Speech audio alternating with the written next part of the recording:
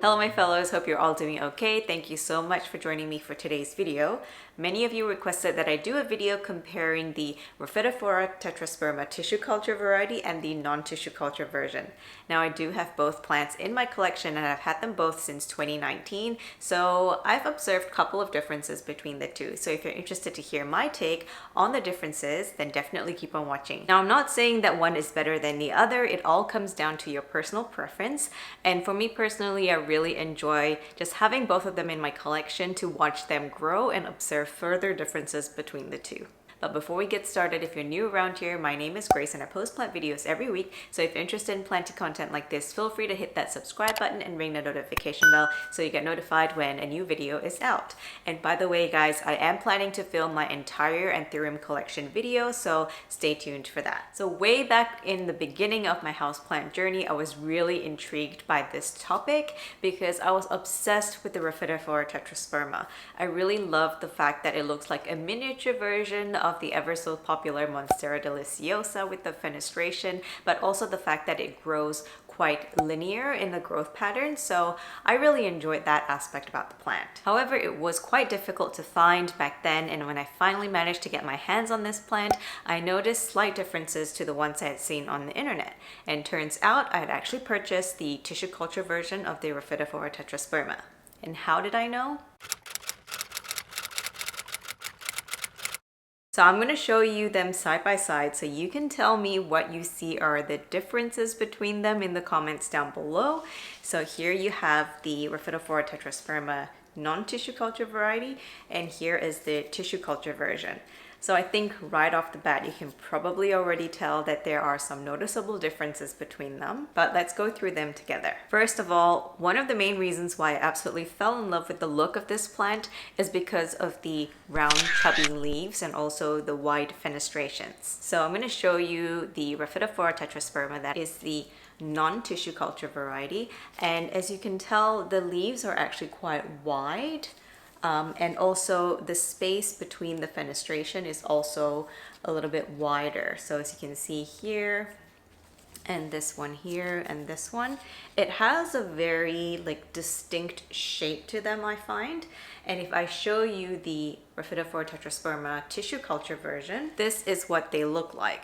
So granted, this is not a very mature form, because I have heard that the more matured the tissue culture version gets, the more it will eventually look like the non-tissue culture variety. But I haven't fact checked this because mine clearly isn't at that stage yet, and also I haven't really seen pictures or anecdotes on the internet where somebody's actually said that theirs have grown to look like the non-tissue culture form.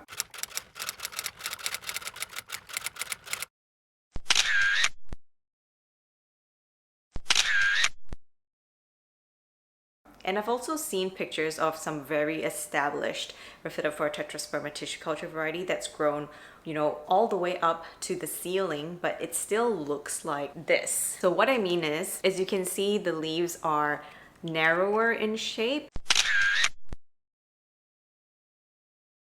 And also the fenestration isn't as wide. I'm not sure how to describe it or explain it very well, but it looks like the fenestrations here are a little bit more pointy. I'm not sure if that's how you explain it, but let me know if you guys understand what I'm trying to say in the comments down below, because to me it's very obvious at first glance that the fenestration is definitely different. Even this one down here, it looks pointier as opposed to round. So I'm not sure if it's because of the shape of these leaves. Okay guys, Editing Grace here. I feel like I'm not doing a very good job explaining myself here, so let me summarize. The leaf shape on the tissue culture version is narrower and looks pointier at the tips, and as a result the fenestration appear more angular compared to the non-tissue culture version that is more curved due to the rounder, chubbier leaf shape, if that makes sense. Secondly, the texture of the plant also feels a little bit different because the non-tissue culture version feels a little bit waxier and has a shinier finish to the leaf. Not sure if that's going to show up on camera here, and also my plant is a little bit dusty, so that might not come across, but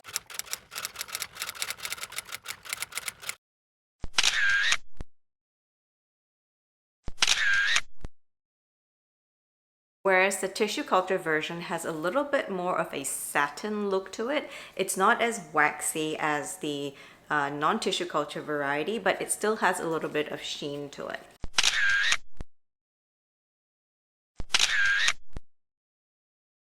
Another difference between the two is in the color of the leaves. So the non-tissue culture variety has a deeper green to the leaves as compared to the tissue culture variety that has a lighter shade of green. And also when I first purchased this plant, I noticed that it has a little bit of a blue hue to it as well, and I'm not sure if that's coming off on camera, but there's definitely a color difference between the two. This is not always easy to tell because the coloration can also vary in different lighting conditions. And lastly, one of the telltale signs of the non-tissue culture version is the fact that it has midrib fenestrations. So if you're wondering what midrib fenestrations are, they are basically these little puncture holes right in the middle of the leaf, and this is more prone to the non-tissue culture version. As you can see, this one here has quite a number of leaves with the midrib fenestration, which isn't very commonplace for the tissue culture version. But if you have the tissue culture version and if you have the midrib fenestrations on there as well, definitely let us know in the comments below. They're both really easy care plants and also relatively inexpensive now. When it comes to price, the tissue culture version definitely wins in that regard because they are more competitively priced than the non-tissue culture counterpart. Also, I quickly wanted to mention that there was a little bit of confusion in the houseplant community a while ago where the Rhaphidophora Tetrasperma tissue culture form was misidentified or confused with the Rhaphidophora pertusa. So I did a little bit of research and it turns out it is in fact a very different plant. I mean, not too different because they do still have similar vibes and look very similar, but the Rhaphidophora pertusa actually looks like this. At first glance, there are definitely a lot of similarities, but I think there are sufficient differences to be able to categorize that into a different plant altogether. And I'm sure there are other differences, but I don't have that plant in front of me and I haven't really seen it in person to be able to go into any more detail than that. So that's it for today's video, guys. I hope you enjoyed and found it helpful. If you want to see more planty content from me, I've left a couple of other videos on screen right here, so feel free to check them out. Thank you so much for watching, and until next time, stay mellow, my fellows.